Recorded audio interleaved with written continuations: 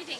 Oh, It's yes. so wonderful to sit down and listen. We spend so much time listening to Tennesseans, and it's wonderful when we can get a group together and really drill down on some issues. And of course, the mayor's been great. Gotten to know him through the years, and Sheriff Barong, and so loved getting them together this morning.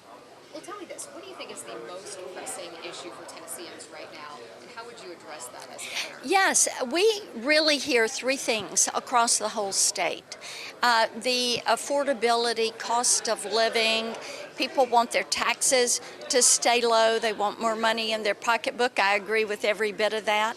And so keeping those taxes low is going to be important. Reducing the cost of permitting, which affects the cost of housing, reducing the cost of regulation, which there again affects the cost of housing and doing business. The second thing we hear a lot about is public safety. People want to make certain their communities are safe, their schools are safe. They want to see support for law enforcement. And so giving that support is vitally important.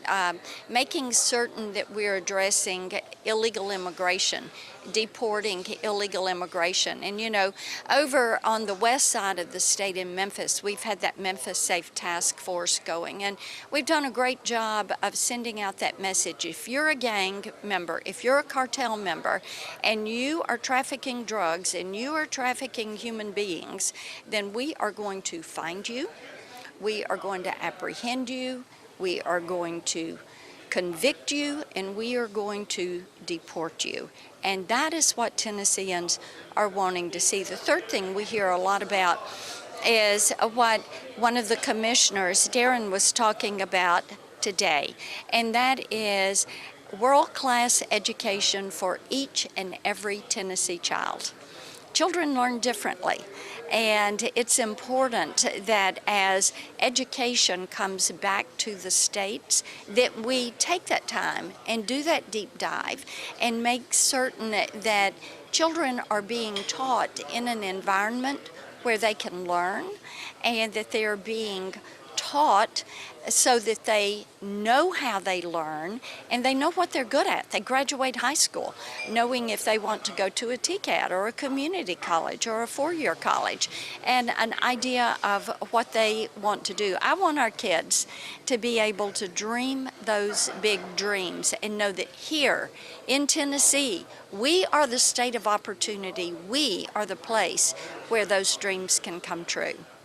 Well, let me ask you this. You just released your first official TV ad for governor, and it focused solely on China buying up Tennessee land. But if you look at some of the stats from, for instance, the Farm Service Agency under the USDA, it shows that I think less than 1% across the country, and none in Tennessee, specifically tied to the Chinese government as far as agricultural land bought up. So why focus your entire ad on that rather than some of the points you just mentioned that are most important for Tennesseans? And this is one of the things that we hear about from our farm community is concern over land that the Chinese government is investing in groups or investing in businesses, and then they come in and they try to purchase land or they try to buy businesses. Now, one of the commissioners brought that up as one of their concerns this morning because that is a food security issue.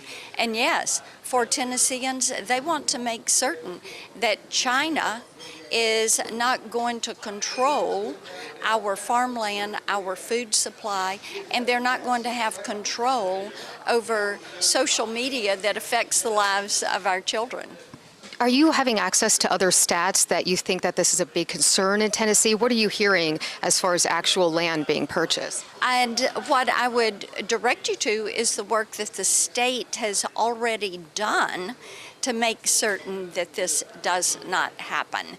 And our legislative body has been really forward-thinking in moving forward with this and making certain that they foreclose that issue. There is more that we can do. There's also more work we can do to make certain that Confucius institutes are not in our universities. Confucius classrooms are not going to be in our K-12 schools, and that we do not have Chinese sister city programs that are taking place. The sister city programs, the Confucius classrooms, that's all part of what they call their soft propaganda.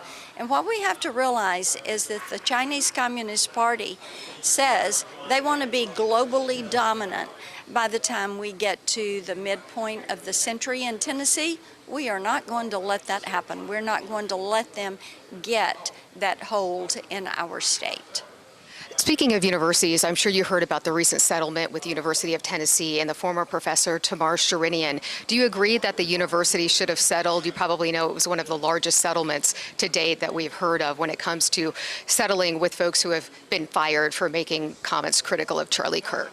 I know the university took the steps they felt were best to take. Did you feel that was the best step to take? I know the university took the steps that they felt were best to take. Can someone read between the lines to say that maybe you don't agree with that? No, I'm saying let's trust the university. They took the steps that they felt were best to take. Let's talk about Senator Mitch McConnell for a moment.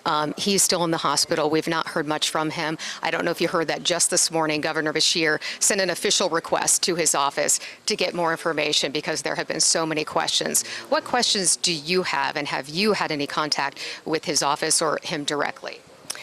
I have not had contact with Senator McConnell. I know some of my colleagues talked with him after he went to the hospital, and I have no further information other than I wish him well and I wish him a speedy recovery. In case he is not able to return, do you have some thoughts on summing up his career as a senator? Right now, let's focus on Senator McConnell getting well and returning to work. So if you are governor, you will have the chance to then appoint your replacement for senator. There are sort of two names that, we hear tossed around a lot, Congressman Burchett and also Knox County Mayor Glenn Jacobs. Do you have a pick from one of those? What Tennesseans will see is a good, solid conservative, and it's inappropriate. Right now, I am focused on August 6th. I'm focused on November, and then at the appropriate time, there will be a conversation. And speaking of looking ahead to that August 6th election, do you have any plans to appear together in either a debate or a forum with your Republican competitors? We have done a lot of forums across the state, the three of us, on different stages, and I don't think there's another one that is planned between now and early voting starting July 17th. And as I said today, what we're doing is listening to Tennesseans and talking with them about what they want to see. Tennesseans want to have a governor that is deeply rooted in their faith. They want Tennessee to be known as a Christian state and a Christian conservative state. They would like to see Tennessee as America's conservative leader. We do so many things so well. We're the lowest per capita tax rate. We are rated the best managed state. And Tennesseans know we've got a firm foundation, and as President Trump drains the swamp and sends power and authority back to the states, they want us to build on that firm foundation. Our state doesn't need a manager. Our state needs a leader, and that leader is me. So if you do become governor, you will be leading our state. That's a very different role than what you've had, which is to sort of lead on behalf of our state, the country, and make laws that affect everybody. How would you then transition into a role where you need to really focus on the needs of Tennesseans? And what if something comes up on the national level that would be not in alignment with what you think is best for Tennessee? Would you push back against that? You always have to think Tennessee first. And remember, I was in the state Senate, and my seatmate to my left was Tim Burchett, and my seatmate to the right was Ron Ramsey, who was eventually lieutenant governor. And you always think Tennessee first. Every day I get up and I say, what can I do today to make the lives of Tennesseans better? what can I do today that is going to strengthen what I call the big five: faith, family, freedom, hope, and opportunity?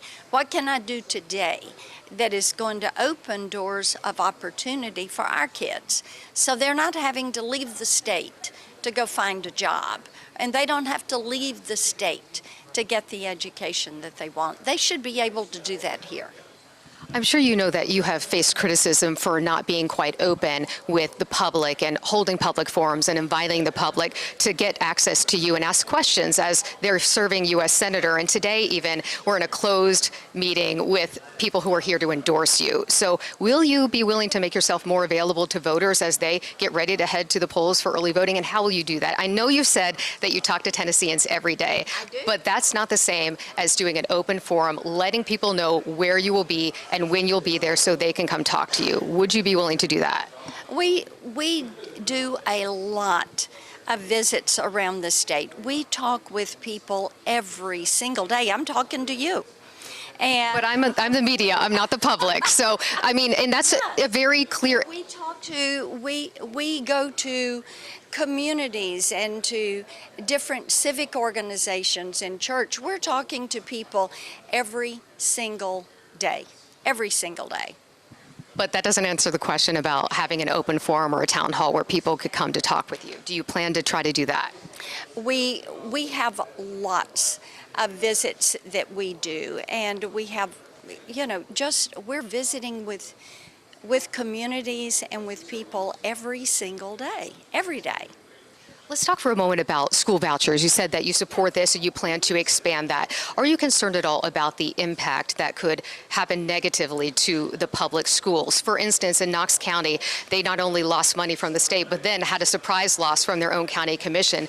Now, going into this next school year, they're going to face furloughs for employees. Some employee contracts will be shortened, and about 30, I believe, teachers could lose their jobs or positions. They're hoping to reassign them, but that's a huge impact. So as we look ahead to more vouchers and public money going to private school tuition, are you worried about the impact on public schools for students who maybe don't have another option and need the best school they can get? Yes, and we talked a little bit about that this morning. What you want to make certain is whether you're talking about a public school or a public charter school, that there are going to be options and there are going to be opportunities for innovation in order to make certain that children can get the education they need, that they're in the right learning environment for them. I want to make certain that every one of our children, regardless of how they're being educated, that they have access to a world-class education. And that's what everyone should want for our children. And working with classroom teachers, working with the legislature as power and authority comes back to the states, we're going to have that opportunity. And this is one of the things we talked about this morning. And I appreciate that we had someone with a public charter school and also with a public school, a classroom teacher, that were side by side and talking about this. And you can ask one more question, but we've got to go. Okay, one last question then. Do you have any thoughts on your competitors in the primary and why you make a better governor than they? Our state needs a leader. Our state does not need a manager. And in me, you've got somebody that knows how to build a team. You've got somebody who knows how to build out a vision and an implementation plan and work with that team in order to make things happen. I am going to be a hard-working governor. We're going to hit the ground running. We know what Tennesseans want to see done, and we're looking forward to talking with you more as we go through this process. Senator, thank you so much for your time. Certainly appreciate it.